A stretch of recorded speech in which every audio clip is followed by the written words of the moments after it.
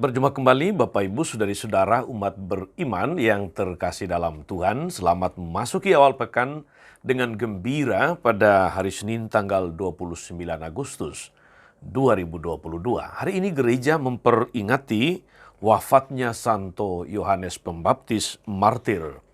Salam Agus CSSR mengajak saudari-saudara merenungkan hari ini Injil Markus bab 6 ayat 17 sampai 29. Kita mendengarkan Sabda Tuhan. Dalam nama Bapa dan Putra dan Roh Kudus. Amin. Sekali peristiwa, Herodes menyuruh orang menangkap Yohanes dan membelenggunya dalam penjara berhubung dengan peristiwa Herodias, yakni karena Herodes telah memperistri Herodias, istri Filipus, saudaranya. Yohanes pernah menegur Herodes, "Tidak halal engkau mengambil istri saudaramu." Karena kata-kata itu Herodias menaruh dendam kepada Yohanes dan bermaksud membunuh dia, tetapi tidak dapat. Sebab Herodes dengan segan terhadap Yohanes karena ia tahu bahwa Yohanes adalah orang yang benar dan suci. Jadi ia melindunginya, tapi setiap kali ia mendengarkan Yohanes, hati Herodes selalu terombang-ambing, namun merasa senang juga mendengarkan dia. Akhirnya tiba juga kesempatan yang baik bagi Herodias, yakni ketika Herodes pada hari ulang tahunnya mengadakan perjamuan untuk pembesar-pembesar, para perwira dan orang-orang terkemuka di Galilea.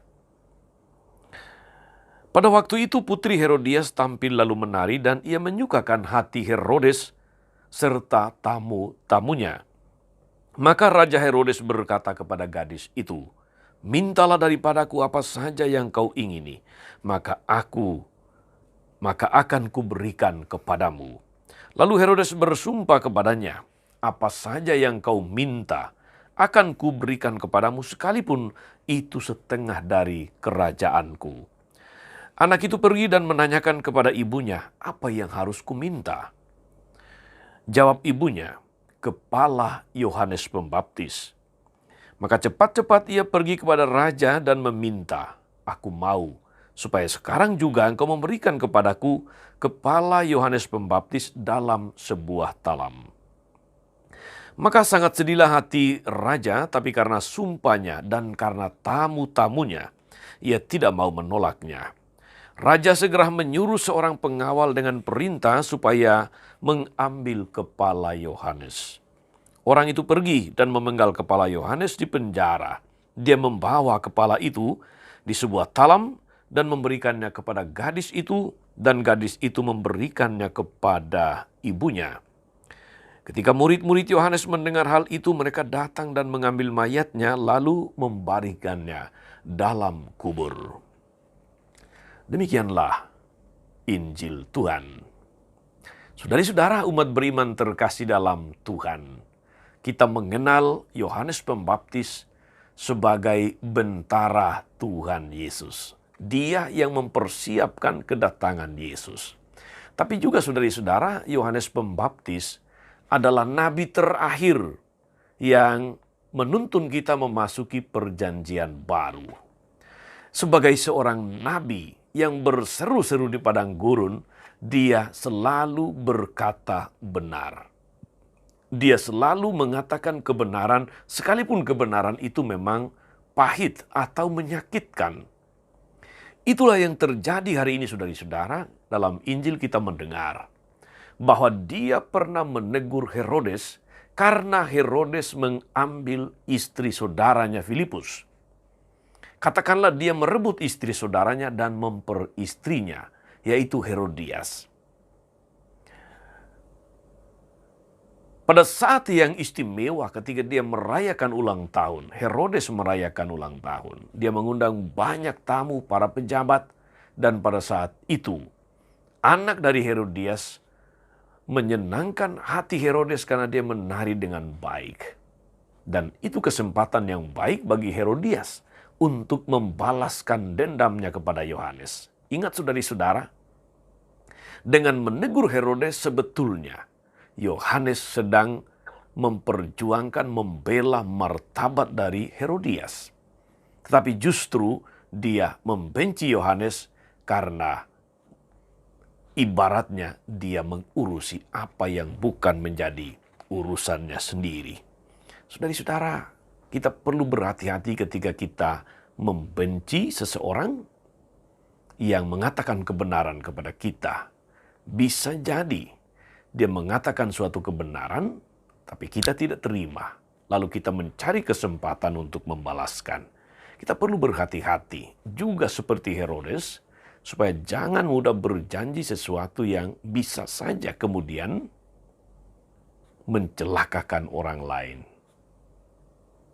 Mencelakakan nyawa orang. Karena gabungan antara rasa dendam dan gengsi saudari-saudara bisa mengantar orang ke akhirat. Kita perlu sangat berhati-hati untuk hal ini. Sebagai orang beriman, saudari-saudara, mari kita menyadari bahwa betul kebenaran itu menyakitkan. Tapi kadang-kadang kita perlu terima dengan lapang dada supaya kita berubah. Bukan menunggu saat yang tepat untuk membalaskan dendam, apalagi untuk orang-orang yang tidak bersalah, yang bisa saja menjadi korban. Selamat menjalani hari ini, saudari-saudara. Lakukan hal yang baik dan benar menurut kehendak Tuhan.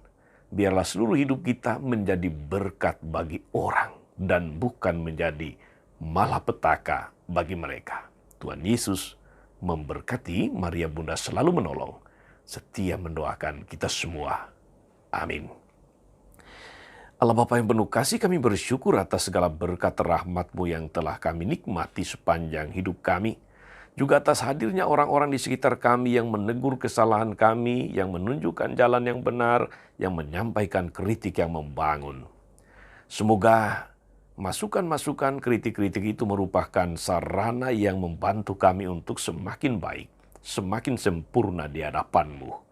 Bapa yang penuh kasih, ingatlah dengan penuh kasih akan hamba-Mu, Ibu Elena Wajelo yang merayakan ulang tahunnya hari ini. Terima kasih Tuhan karena Engkau telah menghadirkan dia di tengah dunia.